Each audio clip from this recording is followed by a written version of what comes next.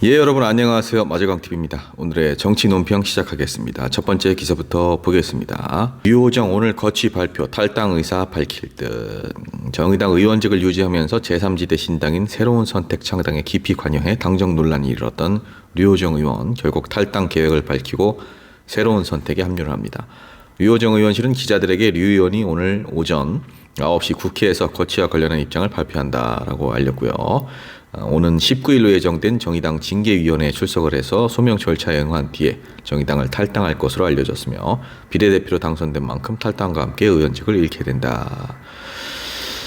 류호정 의원 이런 말도 했네요. 정의당이 민주당 이중대로 전락을 했다. 근데 자연스럽게 이준석 신당과 합쳐지고 본인이 이제 들어간 새로운 선택이 추후에 국민의힘에 또 입당을 하기 위해서는 이렇게 본인에게 비례대표를 아무것도 없는 본인에게 비례대표 자리를 준 정의당, 이 정당을 민주당 이중대라고 비판할 수밖에 없는 그런 상황인 것 같고, 새로운 선택의 금태섭 의원 결국에 류호정 씨를 안고 가겠다 이건데 아무런 도움이 되지 않을 텐데요. 그리고 이준석 신당에서도 이낙연 신당에서도 내심 환영하지 않을 텐데 말이죠. 새로운 선택, 개혁 신당, 새로운 미래, 한국의 희망 이렇게 전부 다 합쳐서 제3지대 빅텐트를 구상하겠다는 어떤 야무진 포부를 밝혔지만 현실은 그리 녹록지가 않을 것이고, 텐트를 구성을 하는데 그 텐트가 그 텐트는 아니지만 조금만 추워져도, 비가 조금만 내려도, 내가 발 뻗을 자리가 조금만 좁아져도 다들 하나둘씩 빠져나갈 겁니다. 정의당 참 안타깝습니다. 이런 사람에게 정말 상도덕도 없고 정치적 식견도 없고 아무것도 없는 게임 스트리머에게 비례 1번을 준 정의당, 류호정 씨만 비난을 할 게 아닙니다. 이런 사람을 비례 1번을 줬다는 자체가 정의당이 몰락의 길을 걷게 된 이유이기도 합니다. 다음 기사, 성비위 3인방 휘둘리면 망천 논란 속 원외 친명 강의원 불출마. 박용진 의원이 이런 말을 했어요. 정봉주 전 의원의 미투 의혹, 그리고 강의원 특보의 성문제와 관련된 범죄 혐의, 그리고 현근택 부원장의 이번에 성희롱 사건, 이렇게 성비위 의혹이 3인방, 이 트로이카가 당의 공천 국면을 이끌어가는 것처럼 보이면 정말 큰일 난다. 이게 공천이 아니라 망천으로 끌어갈 거냐라는 측면에서 여러 가지 우려를 많이 하고 있다. 한동훈이면 어떻게 했겠나. 즉각 조치를 했을 것이다. 민주당 지도부는 그런 즉각적 조치가 아니라 질질 끌고 있거나 정밀신사로 넘어갔다. 박용진 의원이 언급한 정봉주 전 의원, 같은 지역구죠. 서울 광복을 출마를 선언을 한 상황이고, 현근택 부원장은 경기도 성남, 강의원 특보는 광주, 서구 이렇게 출마를 선언한 바가 있는데, 박지원 전 비상대책위원장 또 한마디 했습니다. 피해자를 보호하고 가해자를 처벌하는 게 민주당이 할 일이다. 근데 저는 지금 기사를 보시면 아시겠지만 다른 부분은 모르겠어요. 근데 한동훈이면 어떻게 했겠나. 즉각 조치했을 것이다. 이게 민주당 국회의원 입에서 나온 말이라는 게 참 놀랍습니다. 한동훈 위원장과 국힘 지도부가 그렇게 합리적이고 공정하고 신속하다고 생각을 하면 국민의힘으로 가시면 되지 않습니까? 그리고 우리 박지원 전 비상대책위원장 역시나 이때다 싶어서 민주당 비난할 때는 아주 꼭 빠지지 않는 분인데, 사건의 진위 여부나 구체적인 어떤 정황, 양쪽의 주장, 전말 이런 것들을 파악을 하고 난 후에 결정을 해야지, 그냥 무조건 성희롱 미투 의혹이 발생됐다 하면은 바로 부적격 판정 내려서 컷오프 시키고 그러면 안 되죠. 그리고 민주당 인사들도 성희롱 좀 조심해야 됩니다. 이제는 이거를 저는 그래요. 박용진 의원이나 박지원 전 비대위원장 같은 당에, 우리 당에 무슨 일만 있으면은 국민의힘은 제대로 된 비판도 안 하면서 정말 이 두 분이 국민의힘인지 민주당인지 모를 정도로 이렇게 민주당을 아주 강하게 비판하는 이 두 분도 개인적으로는 그렇게 선호하진 않습니다. 이분들의 행보를. 근데 그걸 떠나서 이거를 옹호를 할 것도 아닙니다. 물론 이 세 분을 얘기하는 건 아니에요.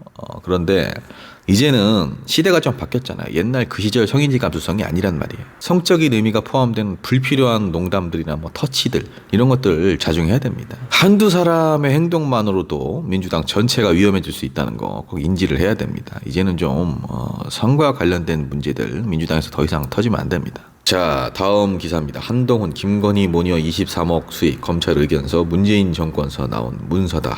대통령 부인 김건희 여사 일가가 도이치모터스 주식 거래로 수십억 원의 수익을 얻었다는 검찰 의견서 공개가 됐죠. 그런데 한동훈 국민의힘 비상대책위원장은 옛날 문재인 정권에서 나온 문서다. 그때는 왜 특검을 안 했냐, 왜 지금서 하느냐, 총선용 악법이라는 게 분명한 입장이다. 국민도 아실 것이다.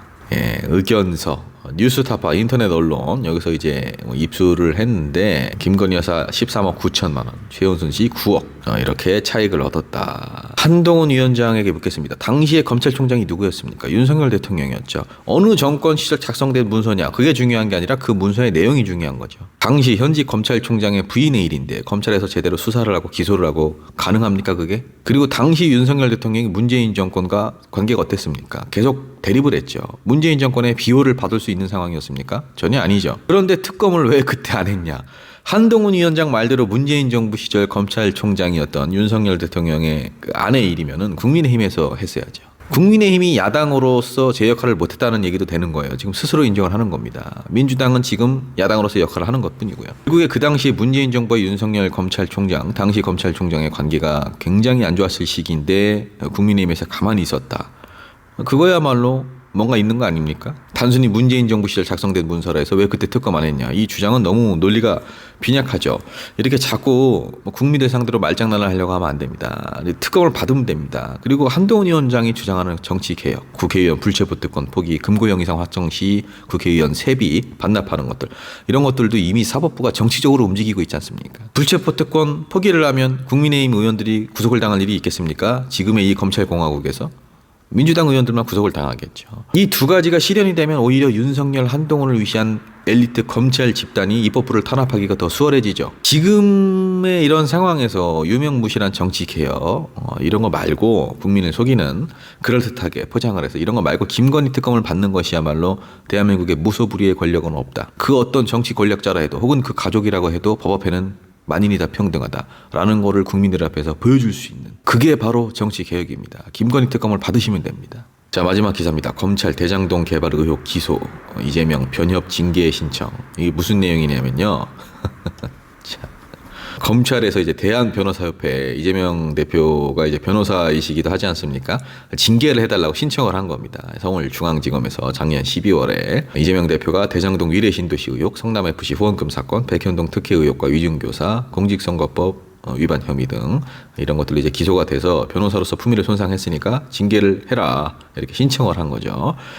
변호사협회 징계위원회는 무죄 추정 원칙에 따라서 이재명 대표의 재판 결과가 확정될 때까지는 징계 심의를 중지할 것으로 보인다.